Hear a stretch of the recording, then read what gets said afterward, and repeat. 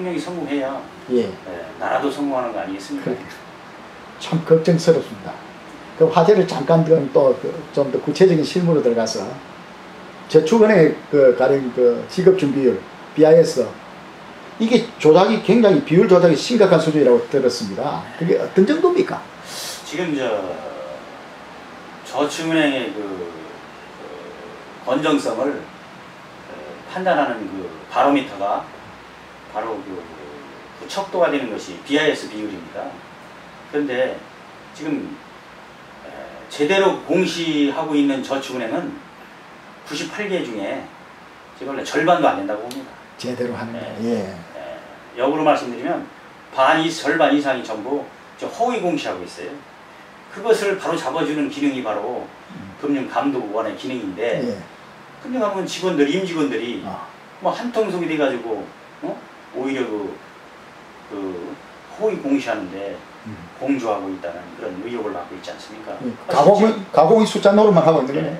실제로 지금 8개 저축은행에 영업정지된 곳에서 이미 그렇게 드러났고요. 금융감독원 직원들이 그것 때문에 또 지금 사법적인 그런 처벌을 받고 있지 않습니까? 그것이 큰 문제고요.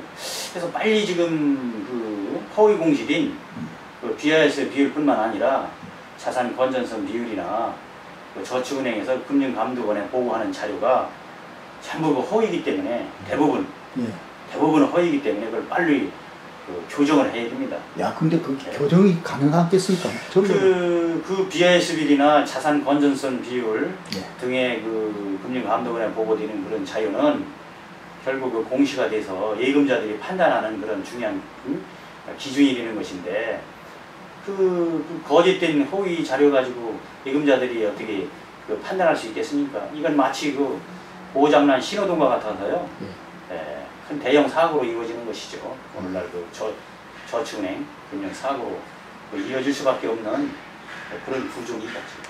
그래. 그 자산 지금 문제인데 자산이라는 거 우리가 다 은행에 우리가 좋은 개인이 말이지 뭘 대부를 받으려도 자산을 엄중히 평가하는데 그렇게 큰 덩어리 돈이 왔다 갔다 하고 그러면서 근데 자산관리공사라는 게 말이지 그걸 갖다가 그 일종의 그 처리를 나중에 담당해야 되는데 그런 가공의 숫자라든지 허위 숫자를 가지고 어떻게 되겠습니까? 그래서 자산관리공사 특히 거기서 말이지 지난번에 캄보디아라든지 부실 PF 세건 말이지 그거 매입 같은 거 아주 잘못된 정책이라고 말씀하셨습니다. 그동안에 계속 지적하셨는데 그 점 자세히 좀 설명해 주시죠.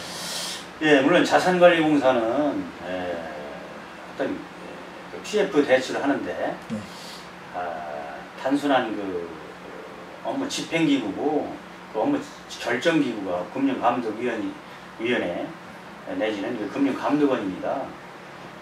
지금 자산관리공사 그 설립 목적이 지금과 같이 이루어지고 있는 그 저축은행의 그 PF 부실 대출을 그 사전에 인수해주는 그런 일을 수행하도록 하기 위해서 설립된 기관이 아닙니다.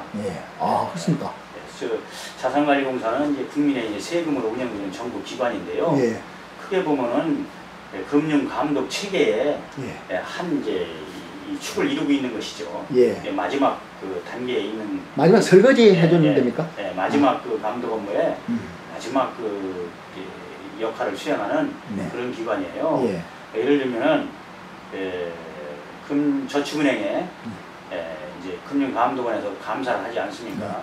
그 감사 결과 여기는 참 부실 저축은행이라든가 아니면 부실 징후 그런 저축은행이라고 감사 결과 확정이 돼야 됩니다.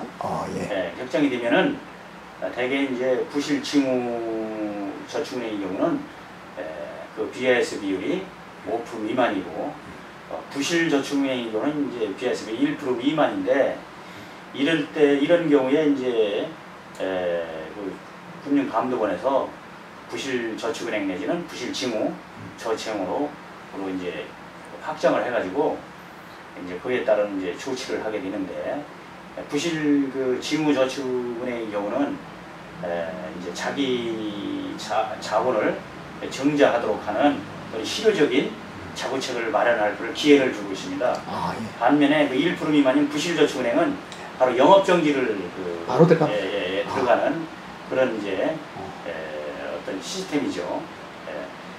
그런데 그 마찬가지로 5% 미만인 그 부실 징후 저축은행의 경우도 그 자본 증자와 같은 등 그런 어떤 실효적인 그런 자구책을 마련하지 못할 때는 바로 그 영업정지에 처하도록 그렇게 되어 있습니다.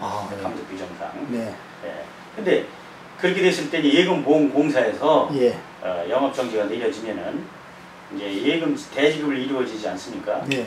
이루어지고 또 이제 자산 매각을 통해서 M&A 우량 자산은 이제 여타 금융기관으로 계약 이전을 하게 됩니다. M&A 또 그렇죠. 대개의 경우는 정부회사, 금융 당국회사 이제 P&A 방식으로 이제 강제 P&A 방식. 인수 이제 합병을 시키는 거죠. 네네.